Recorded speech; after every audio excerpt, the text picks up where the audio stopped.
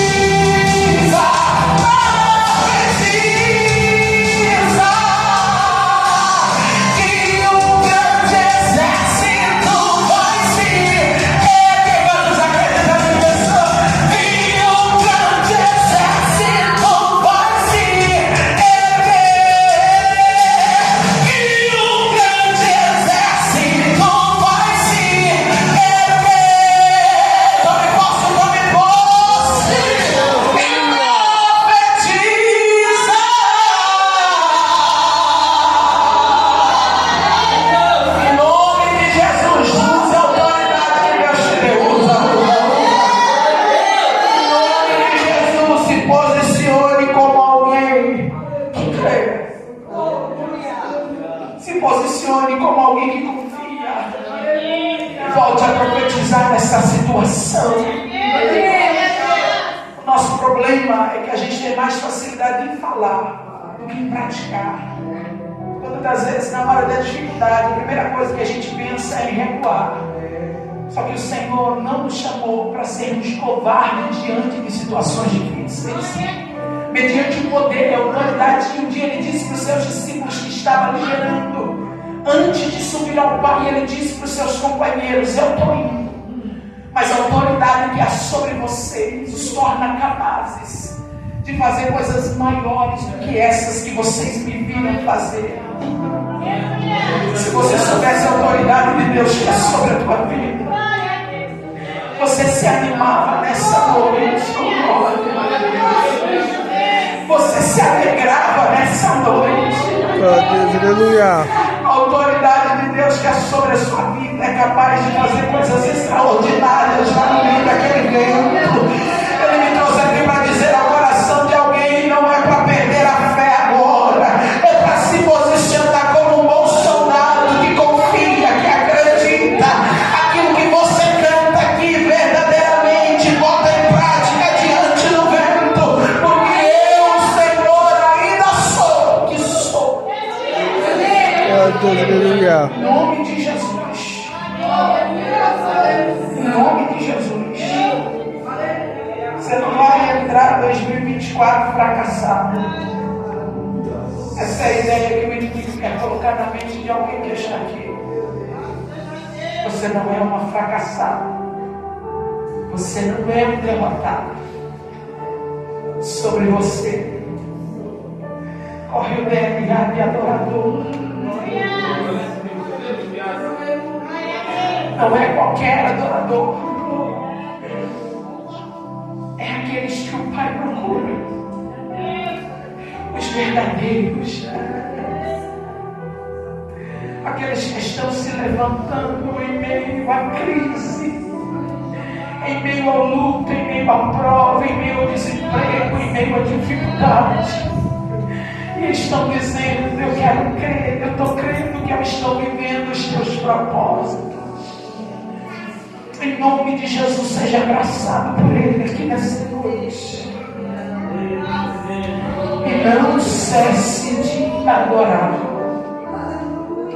Você me trouxe Bíblia, Evangelho de Lucas, capítulo 14. Há um texto que Deus colocou em meu coração. Eu quero, junto com você, meditar nesta noite. Evangelho de Lucas, capítulo 14. 22, 23 e 24. Diz o texto: e disse o servo: Senhor, feito está como mandastes, e ainda há lugar. Ainda há lugar.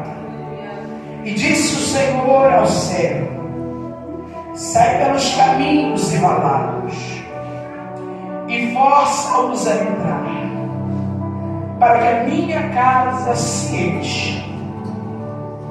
Porque eu vos digo que nenhum daqueles varões que foram convidados provará a minha ceia. E disse o servo: Senhor, feito está como mandastes, e ainda há lugar. Ainda há lugar. No princípio, Deus vai tomar uma decisão. Gênesis capítulo 1, diz o texto que no princípio cria Deus céus, terra. A terra que era sem forma, vazia, e havia trevas sobre a face do abismo. Quando Deus olha para tudo isso, Ele sente o desejo de criar um Deus que acima dele não existe ninguém, um Deus que não precisou consultar ninguém para criar. Ele simplesmente desejou e assim ele fez acontecer. O interessante é que tudo que Deus desejava criar, ele ia criando. A Bíblia diz que havia uma grande satisfação em Deus. Deus ficou feliz. Deus ficou satisfeito com o que criou. Tudo que ele cria com um único propósito e objetivo: adorar a Ele, exaltar a Ele, glorificar a Ele. O prazer do Criador era ver a sua criação reconhecer que Ele é o Criador. Sentiu o desejo de criar o homem. Criou a sua imagem e semelhança, assim Ele o criou. Quando Ele cria o homem, Ele vai deixar claro ao homem que tudo quanto Ele havia criado anteriormente era e estava disponível para o homem desfrutar. Tudo quanto Deus, o Criador, criou, Ele disse ao homem: desfrute, é tudo seu. Pode usufruir, pode comer, é tudo para você. Criou também a mulher. De tudo que Ele os autorizou provar, desfrutar, usufruir, uma coisa, apenas uma coisa pediu o Criador à sua criação: de tudo que existe aqui usufruam, mas neste fruto, nesta árvore, vocês não têm autorização para tocar. A única coisa que o Criador esperava de sua criação era que respeitasse o limite e agisse com obediência mediante aquilo que Ele havia estabelecido. Pensa comigo, porque quando eu leio a Bíblia, eu entro lá dentro.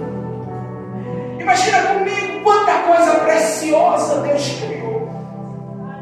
Imagina comigo quando o homem olhava para tudo que Deus criou. Quanta coisa gloriosa. Quanta coisa para ele olhar, desfrutar e até se esquecer daquilo que Deus disse: não toca, porque era uma única coisa. Só que, como eu sempre digo, não brinque com o inimigo, não brinque com o diabo, não brinque, porque ele é organizado, ele sabe exatamente por onde para destruir a tua história. Não pensa que o inimigo, quando arma um laço para você cair, ele arma do dia para a noite. Não se engane. Se tem uma coisa que o inferno é organizado. Eles se organizam. Ele observa o crente. Ele observa a conduta, a postura, o comportamento do crente. É por isso que ele sabe exatamente por onde entrar. Cadê levar você? Não brinque com ele. Observa-se que a serpente, ela vai entrar justamente por onde Deus havia determinado, proibido eles de provar. A intenção da serpente, assim como a intenção do inimigo de nossas almas, é justamente o que relata o profeta Isaías em seu capítulo 59, onde diz que a mão do Senhor não está encolhida para que não possa atender, nem os ouvidos agravados para que não possa ouvir. Versículo de número 2: mas as vossas iniquidades, os vossos pecados, olha a intenção do inimigo de nossas almas, faz separação entre vós e o vosso Deus. Para você entender, a intenção do inimigo desde o princípio sempre foi separar o Criador de sua criação. É por isso que ele entra, encontra o acesso mais fácil, que é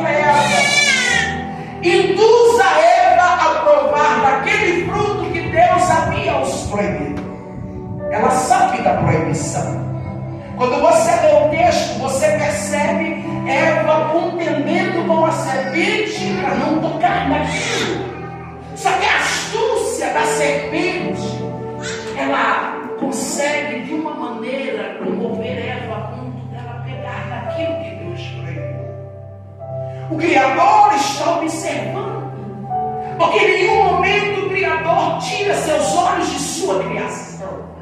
Quando você peca, o teu Criador está vendo. Agora você que conhece Deus, você que é levita, que ora, diga para mim, Deus podia ou não podia? Responde para você aí, no teu particular. Deus podia ou não podia ter impedido Eva de tocar naquilo? Podia ou não podia, pastor Tiago? Podia ou não podia Deus aparecer e intervir antes que ela tocasse naquilo que ele proibiu? Podia? Por que ele não fez? Porque ele não impediu. Muitas das vezes é igual eu e você. Cometemos alguns pecados, algumas situações que o Espírito Santo nos acusa fortemente. E muitas das vezes o nosso questionamento é: por que Deus não me impediu de cometer isso aqui? Muitas das vezes nós queremos jogar na responsabilidade de Deus, nos impedir de cometer aquilo que Ele mesmo pediu para a gente não cometer.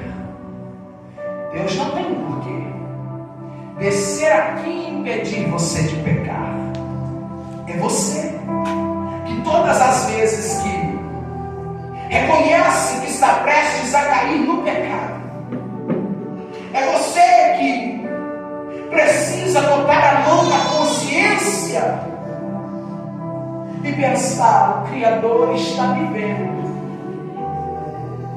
O que é que Ele vai pensar de mim? Se nós parássemos para pensar o que o Criador vai pensar de mim antes de pecar, muita gente não pecava, porque o temor falaria mais alto. O problema é que hoje nós somos movidos pelas nossas vontades carnais. A verdade é que o inimigo, ele é tão astuto que ele tem conseguido separar. O que diz o profeta Isaías tem se cumprido na vida de algumas pessoas. O inimigo tem feito separação entre ele e o seu Criador. Para ele se tornou algo tão natural que ele nem está percebendo mais. O Espírito Santo se afastou em uma distância que ele não está percebendo mais. Aquela chama já não queima mais na alma como outrora queimava. O prazer pela oração já não existe mais. O prazer pelos cultos para vir adorar já não existe mais, porque a mente foi dominada pela intenção do maligno. Só que Deus me trouxe aqui nesta noite para dizer ao coração da igreja: por mais que a intenção do inimigo desde o princípio seja separar você dele, a decisão final ainda é tua. A decisão ainda é tua. Deus observando sua criação desobedecendo. Quando agora desobedecem, eles dão acesso ao pecado. Através da desobediência, o acesso ao coração da humanidade para o pecado é livre. É por isso que você começa a encontrar, depois que são expulsos do jardim, quando provam do fruto, ambos os olhos são abertos, descobrem a sua nudez. Deus os expulsa daquele lugar. Uma quebra de aliança entre eles e o Criador. Deus só queria obediência. Só que agora o que o Criador começa a ver é a sua criação. Aquilo que Ele criou para adorar a Ele, perdendo os valores.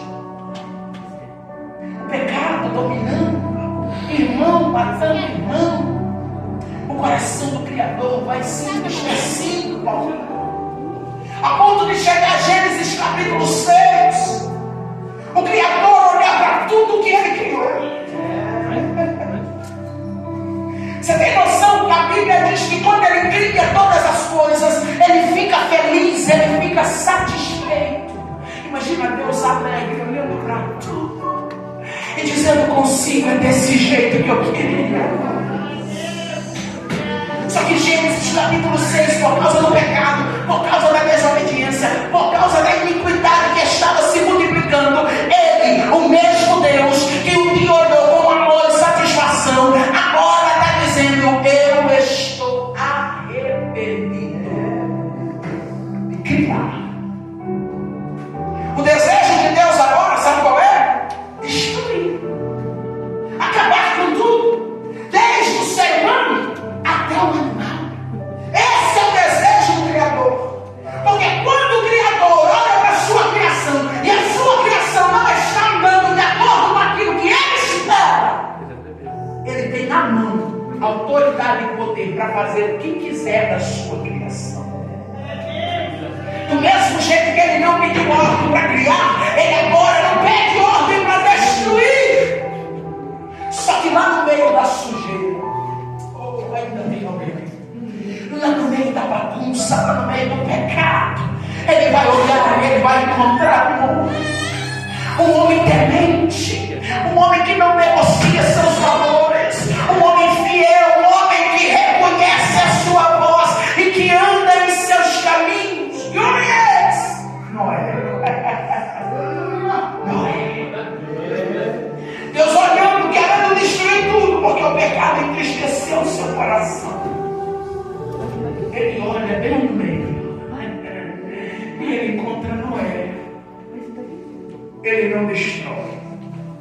Ele não destrói os animais, não destrói a humanidade, mas ele estabelece uma ordem a esse homem temente chamado Noé: constrói uma arca. Quem passa olha para Noé e diz: está fazendo o que esse doidão? Nem chuva cai nesse lugar, está construindo um barco desse tamanho. Quem olha, quem passa por Noé, tenta confundir Noé. Mas eu posso dizer uma coisa para você: quem conhece a voz de Deus, quem é amigo de Deus, Valesca, quem é íntimo de Deus, como você cantou, pode se levantar quem for, pode vir a proposta que for do inferno, ele reconhece a voz de Deus e ele sabe que nesses últimos tempos Deus está necessitado de levantar jovens, levantar adolescentes, levantar crianças, levantar homens, levantar mulheres que em seu coração arde a chama do Evangelho. O Evangelho é verdadeiro. Verdadeiro. Porque hoje estão tentando enfiar a goela abaixo de Deus, mudar as coisas que o próprio Deus estabeleceu. Tem gente querendo criar uma aceitação. Só que eu acho engraçado é que o povo se preocupa tanto com a aceitação humana e se esquece que pode o mundo inteiro aceitar o que ele faz. Se o Criador não aceitar, aonde o Criador habita, aonde só entra quem o Criador autoriza, nem adianta aceitação humana se o Criador não aceita. Hoje nós estamos vivendo num tempo onde há uma preocupação tão grande. Fulano tem que me aceitar. Fulano pode engolir goela abaixo o pecado que você quer viver, mas se o teu Criador condena, tu vai para o inferno. Eu olhei ali, vi o tema de vocês, eu disse: Jesus. O desejo dele é destruir, mas quando ele vê Noé, ele diz: eu não vou destruir, eu vou dar mais uma oportunidade. Noé constrói a arca, entra com a sua família. O que Deus estabeleceu, Noé obedeceu. Entra com a sua família, um casal de cada animal, a porta da arca se fecha. Deus manda um dilúvio. Todos quantos estão fora da arca morre, Deus destrói Eu fico imaginando aquele toró caindo, aquele dilúvio caindo. Eu viajo, imagina Deus com o rodo, mas o rodo tão gigante assim, ó, passando na terra, puxando tudo que era pecado. Porque o pecado não traz satisfação ao coração do Criador. Passa-se o dilúvio. O tempo em que a porta da arca precisa ser aberta. A Bíblia diz: quando a porta da arca se abre, Noé sai para fora com a sua família. O Criador, respira e sente um cheiro agradável.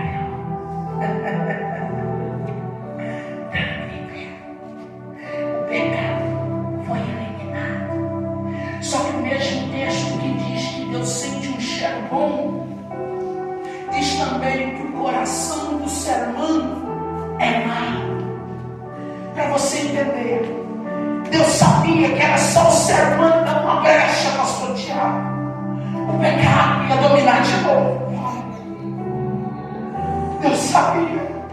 Deus sempre soube. Porque Deus sempre soube que a intenção do inimigo é separar, é afastar, é distanciar você da presença do teu Criador. Sabe o que me entristece? É que o inimigo tem conseguido fazer isso com muita gente. Outrora batizado com o Espírito Santo, nas águas, cantava, pregava, obreiro, um jovem fervoroso. O inimigo, com as suas astúcias, estratégias e organização, vem, passa rasteira, coloca lá fora para passar vergonha. Porque eu posso falar um negócio para você: o negócio do diabo não é você, ele não está nem aí para você. O negócio do inimigo é mostrar para Deus que conseguiu arrancar você de perto do teu Criador. Se fosse com você o negócio do diabo, se o prazer dele fosse te tirar daqui para te fazer satisfeito lá fora, você não encontraria tanta gente que está lá fora depressivo, angustiado. O desejo da alma o entristece dia após dia, porque em sua mente ele reconhece que está afastado dos pés do Criador. Se o prazer do inimigo fosse com você, enriquecer você, trazer prazer e alegria em você todos os dias, irmão, não tinha tanta gente perdida lá fora quando saiu daqui. Desfrutando dos melhores pratos que o diabo oferece. Lá na nossa igreja em Salto tem uma moradora de rua que ela decidiu dormir na porta da igreja. Não sei se ela já foi embora, mas fazia uns 15 dias que ela estava lá. Os irmãos chamando ela para entrar, para tomar um banho, para trocar de roupa, para assistir um culto. Ela brava: não, quero ficar aqui. Se vocês falar muito, eu vou sair daqui. E eles ficam bravos. A minha mãe disse que no culto de domingo os adolescentes estavam saindo pela porta. Ela nos acordou e ela disse: não sai daí não, porque um dia eu estava aí e eu decidi sair para fora para experimentar. Hoje eu não consigo mais voltar. Não sai não. Não se ache forte o suficiente. Não se ache autocapaz de sair e voltar a hora que você quiser. Não é assim que funciona.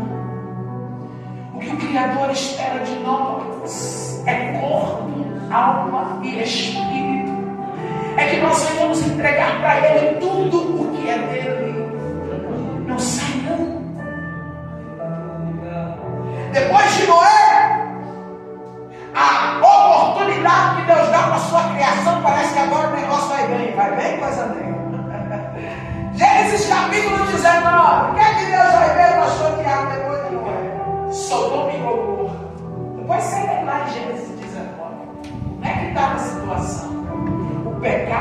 é depois de Noé, depois de Deus não ter destruído a humanidade, ter dado uma chance.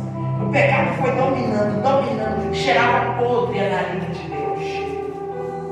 Depois desse culto, depois dessa mensagem, toda vez que o desejo de pecar vier em você, você vai se ligar, parar e imaginar que cheiro está subindo na narina de Deus. Porque essa mensagem do Espírito Santo de Deus disse para mim que é para confrontar os jovens que estão aqui dentro. Se você pudesse ter a dimensão do que Deus tem para fazer na tua vida, se você tivesse noção do propósito estabelecido por Deus através de você, a partir dessa noite você tomaria uma decisão que seria definitiva. Quantas das vezes você veio em campanha, congressos? Quantas das vezes você veio ao teu altar? Você fez um propósito e disse a partir de hoje, nunca mais.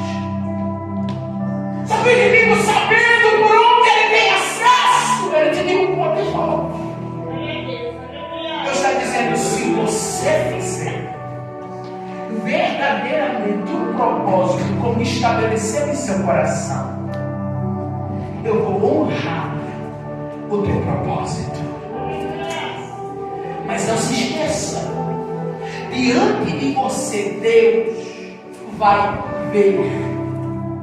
Por diversas vezes o inimigo esfregando na tua cara a oportunidade para cair, a oportunidade para negá-lo.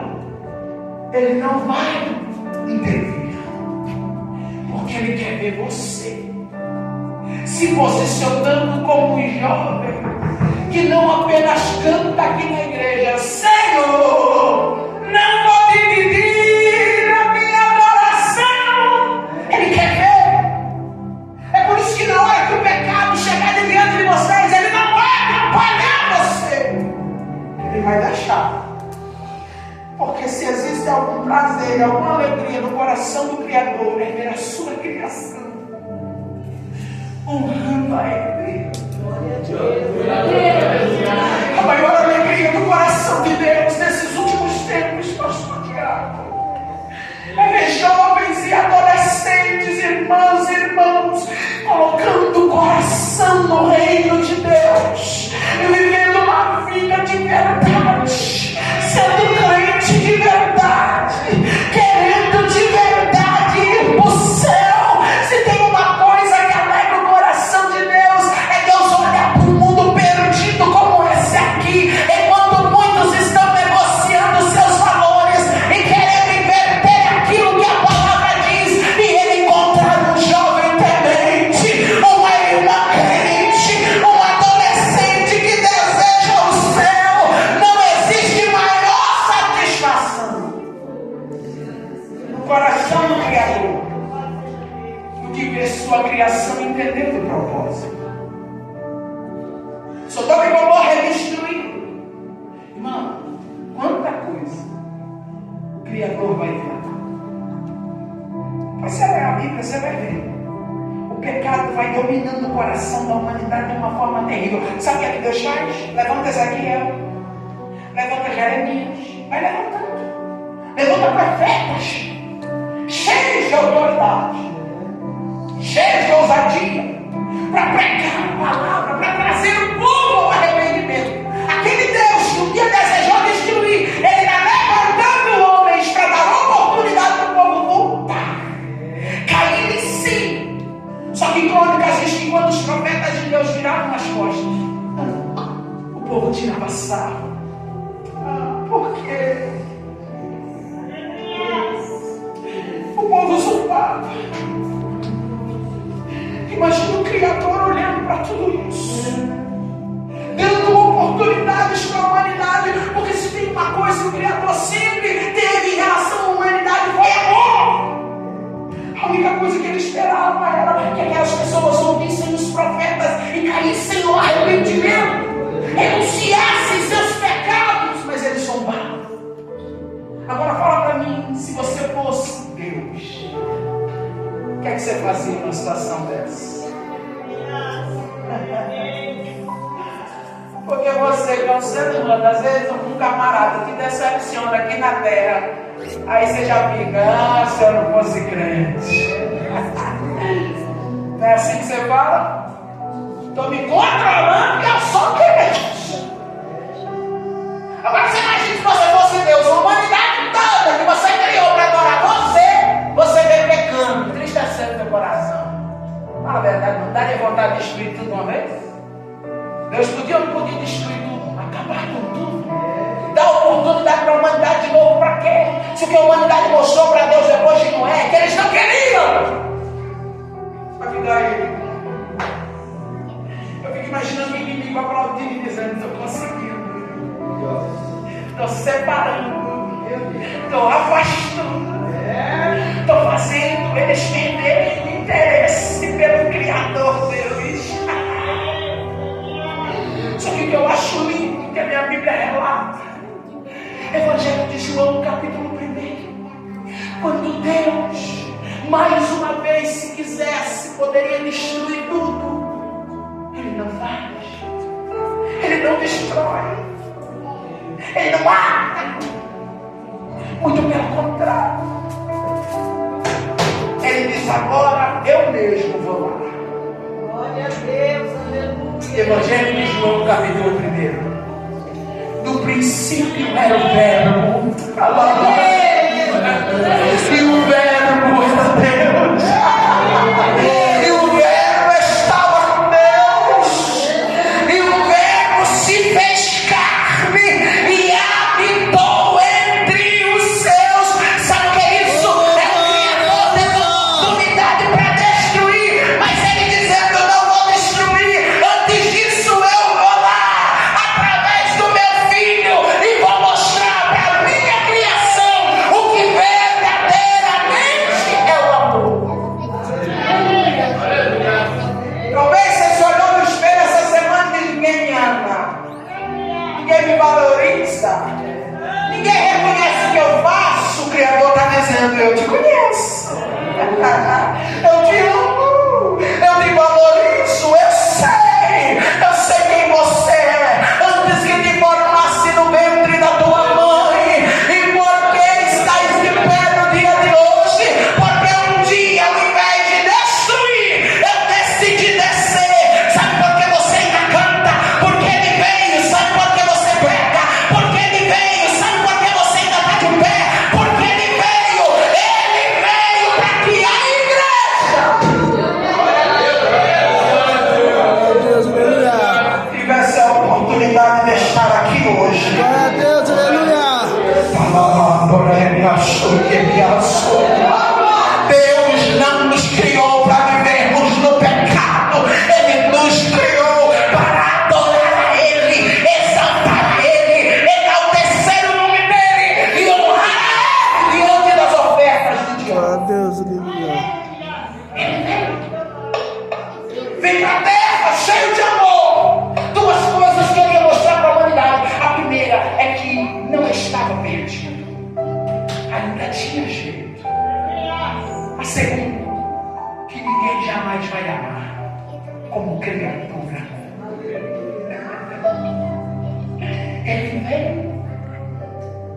Ele veio para você estar sentado aqui hoje.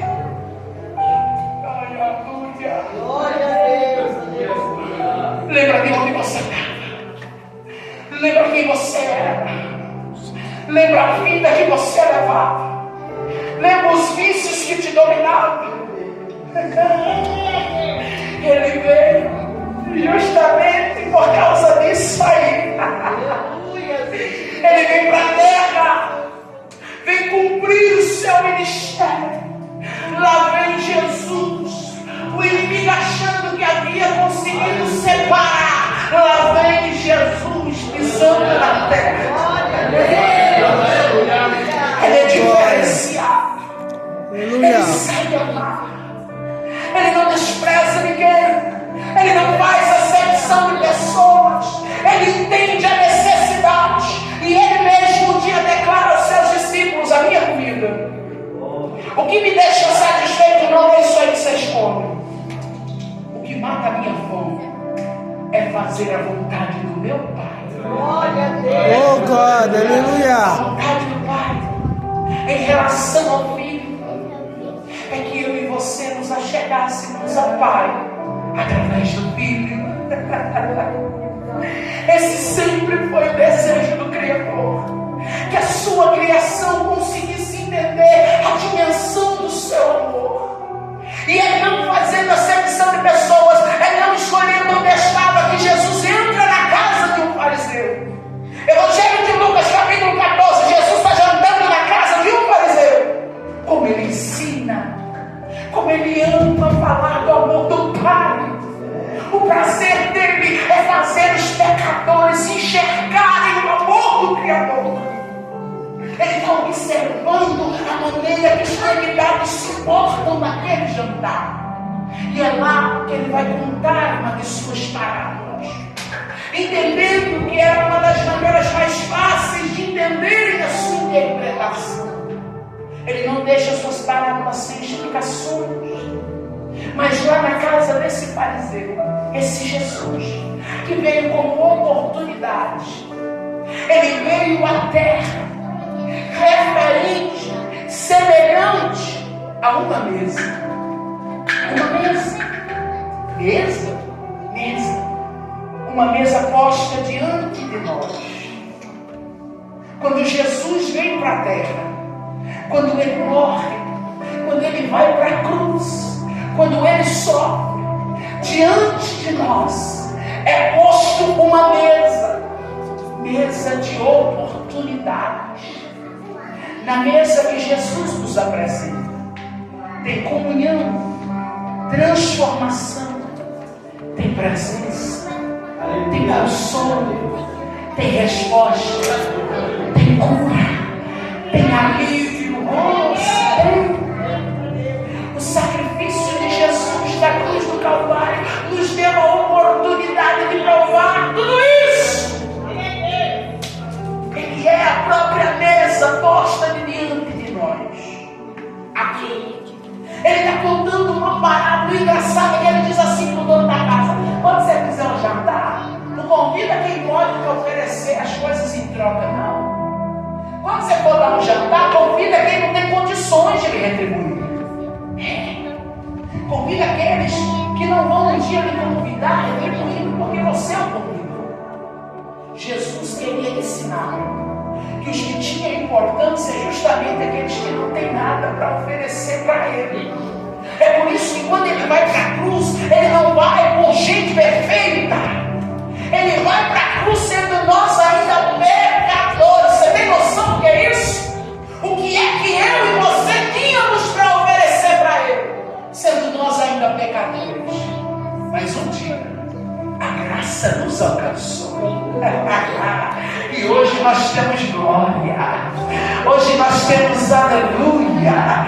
Hoje nós temos a nossa adoração. Outrora nós vivíamos no pecado, desgarrado, como dizem Romanos, destituídos de glória. Mas por causa do sacrifício do Cordeiro, eu e você estamos aqui. O véu do templo foi rasgado. O livre acesso para adorar nós temos.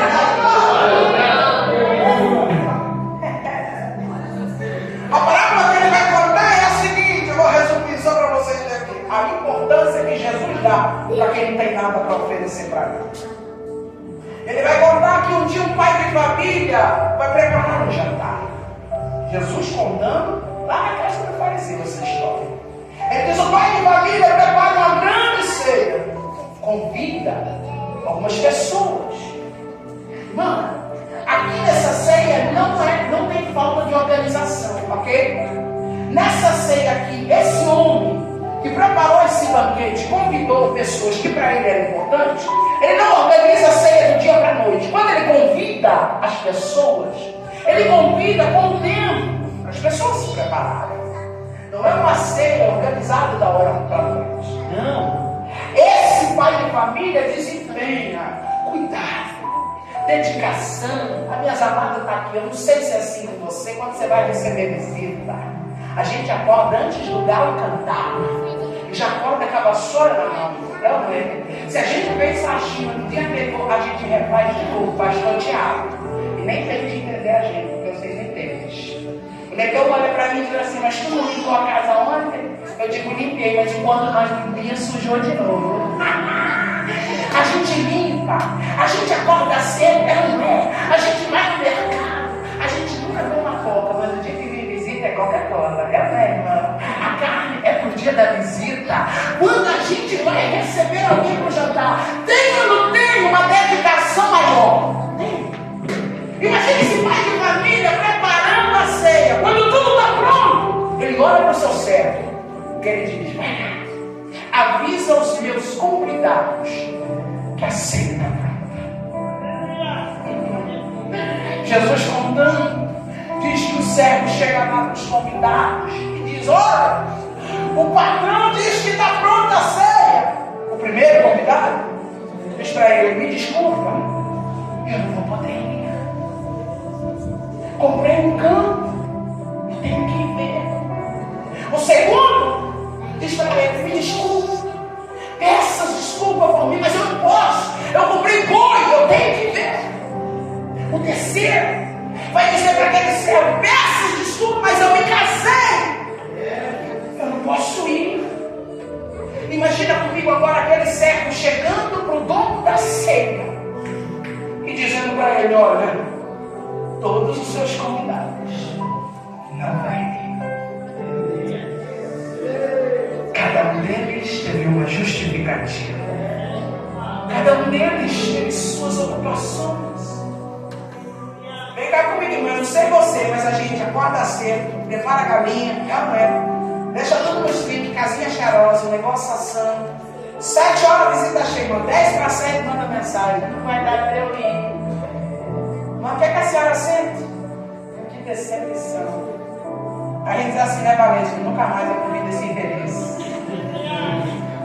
Essa é uma tristeza que dá, irmão. É ou não é, irmão? Cadê as irmãs que gostam de receber visita?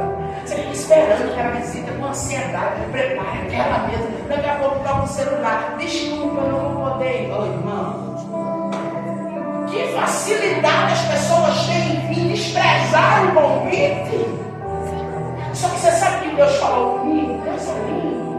Ele disse assim, a facilidade em desprezar o convite feito pelo dono da ceia é de quem não teve participação no preparo. Glória a Deus. Porque quem não se envolveu na preparação da ceia não tem noção do desempenho daquele que preparou. Aí é fácil, ele diz, não posso, estou ocupado. Irmão, sabe por que muita gente tem se recusado a sentar na mesa chamada Jesus? Por causa do que Jesus põe na mesa para ele comer. Se Jesus colocasse na mesa o que ele quer comer, o que ele acha certo, ele até se aceitava Jesus. Ele até colocava uma Bíblia debaixo do braço e dizia, eu sou crente. Mas sabe por que muita gente tem se negado a sentar nessa mesa? Porque a primeira coisa que Jesus pede quando a gente senta nela é renunciar. E quem quiser, tome a tua cruz, negue-se a si mesmo. Não é mais as minhas vontades que dominam quando eu aceito sentar na mesa de Jesus. É Ele quem conduz meus passos. É Ele quem comanda a minha vida. É por isso que quando eu aceito renunciar ao mundo, os prazeres da minha irmã, eu tenho 33 anos de idade, 14 anos que eu viajo pelo Brasil. Você tem noção que eu comecei com 19 anos? A quantidade de oferta que o diabo esfregou na minha cara. Você tem noção que eu passei a minha juventude cantando, falando para o mundo que Jesus é bom? Enquanto o diabo estava assim na minha cara, isso aqui é melhor. Só que eu decidi me assentar à mesa que Jesus me ofereceu. Porque todas as vezes que eu estava angustiada, foi na mesa de Jesus que eu recebi. Todas as vezes que eu estava aflita, foi nessa mesa chamada Jesus que eu recebi refrigério. Foi nessa mesa chamada Jesus que eu recebi o batismo com o Espírito Santo. É nessa mesa chamada Jesus que eu descobri os melhores prazeres.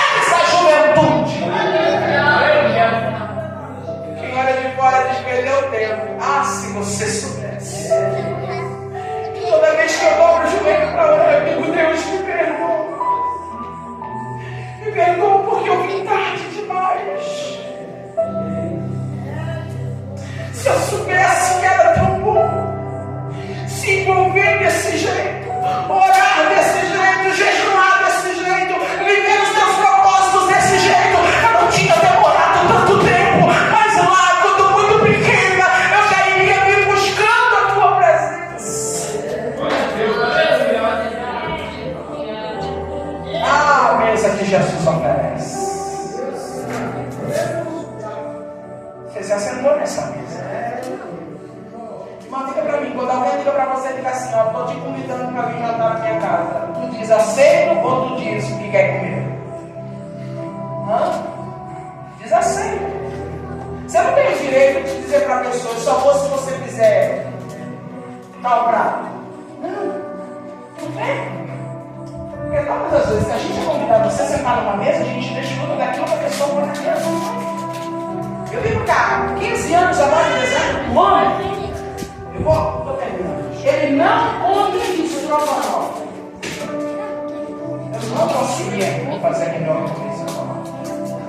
O negão disse que não é legal. Ele não come estrogonofe. Não come. Ele acha ruim. Agora você, responde para mim, qual é o prato oferecido depois do estudo que eu vou? É o prato das igrejas, é oficial. Gente, irmão, eu imagino se vão fazer na reunião, vamos servir o jantar, o que nós vamos fazer? Pica o frango, pica a carne, joga na panela, bota leite, aí bota leite, bota um pouco de água também, bota farinha, dá uma misturada lá, bota o ar e ninguém vai nem perceber. Todas as vezes, acaba tudo, nós vamos jantar. Aí vai eu e o negão. O negão fica só na expectativa, espera na carne assada, daqui a pouco vem a batata palha. Quando chega a batata palha, pastor Tiago, ele dá uma olhadinha pra mim, a gente se comunica. E no olhar eu digo pra ele, é estranho essa palavra. Chega a batata, chega o arroz, chega o estrogonofe. Nesses 14 anos viajando, eu nunca ouvi perante Deus, meu marido, reclamar do que colocaram na mesa para comer. Ele pega o arroz, pega a batata e vai sentar com ele.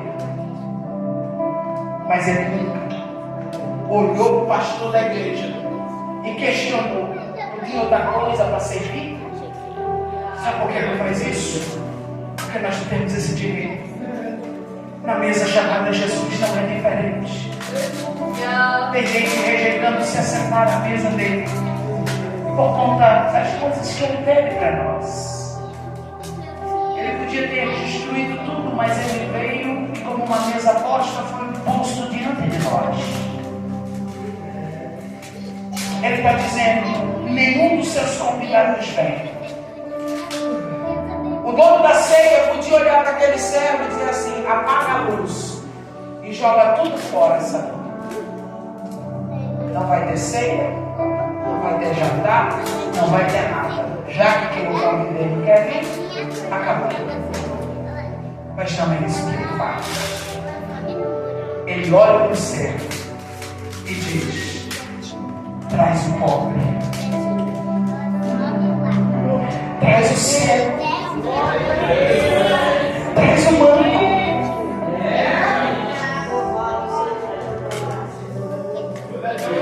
Ele está pedindo para entrar dentro da ceia dele. Pessoas que não teriam condições, de acordo com sua pobreza, sua deficiência, jamais se assentariam à mesa como aquela.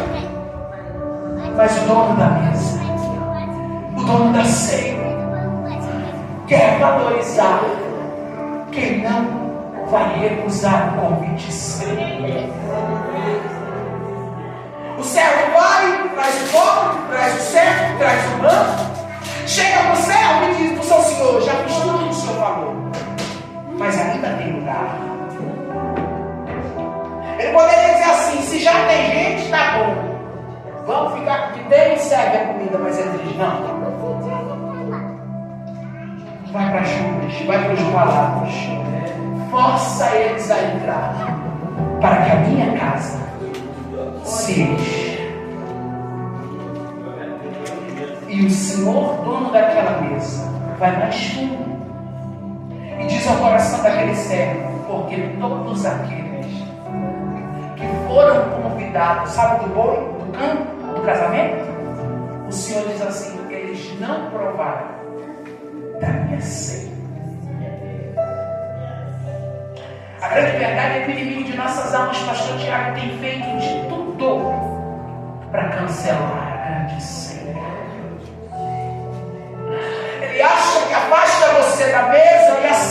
ser cancelado. Só que Deus está dizendo, se tem um que não quer, eu trago dois que querem. Mas a verdade é uma só. Foi o que vocês cantaram aqui. O encontro com o noivo vai acontecer.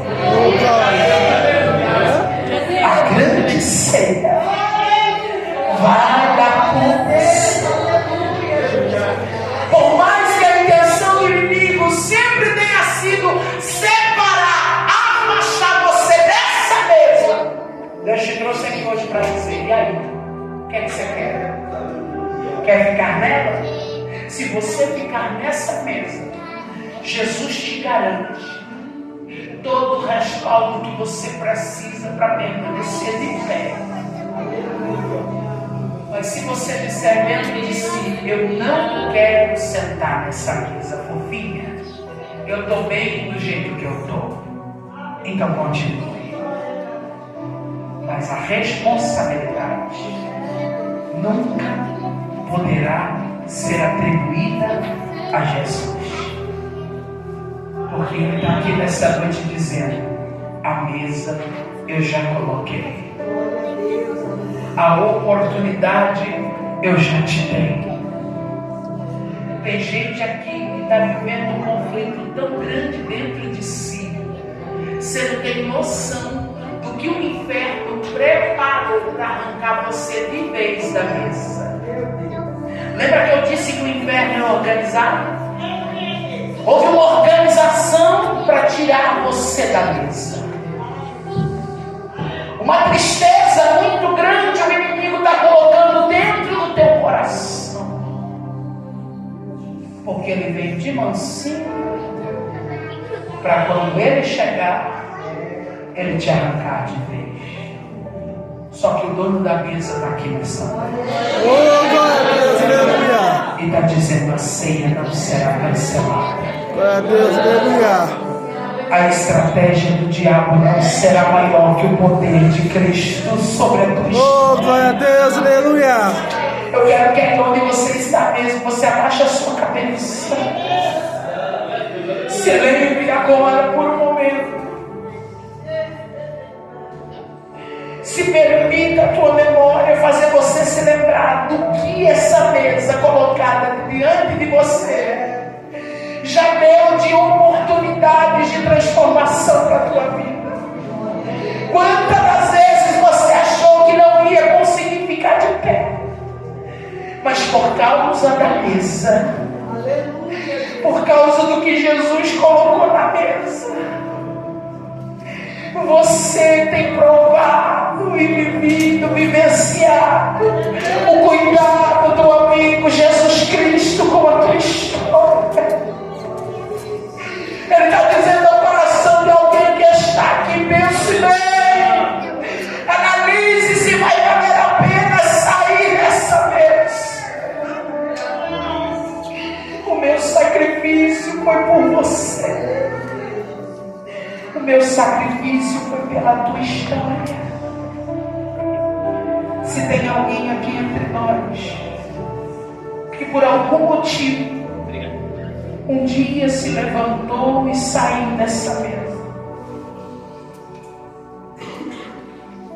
alguma coisa entristeceu teu coração, alguma coisa aconteceu, outra hora você estava sentado na mesa provando de tudo que Jesus lhe oferecia, mas algo aconteceu que abalou demais você e você saiu. Você disse, esse negócio não é para mim. E hoje veio para esse culto a convite de alguém, e aí enquanto eu prego está dizendo como eu queria sentar nessa mesa de novo. Sai do teu lugar e vem aqui na frente, eu quero orar por você.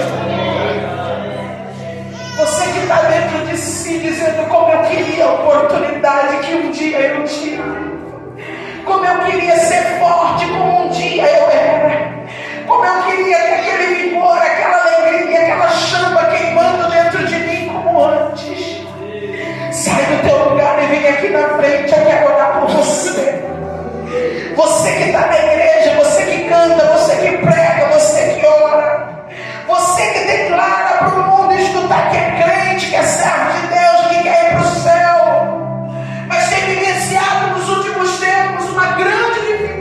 dificuldade. Porque o inimigo tem entrado justamente por onde ele sabe que é uma brecha.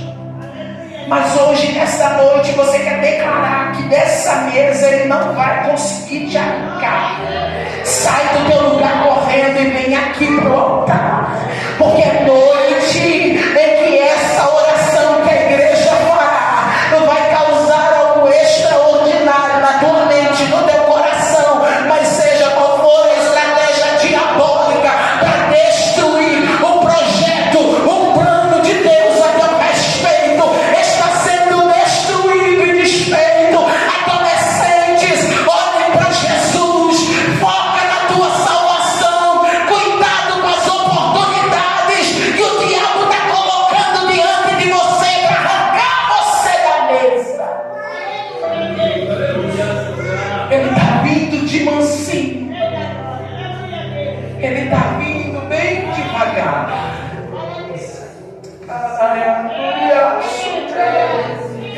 Mas Jesus chegou primeiro.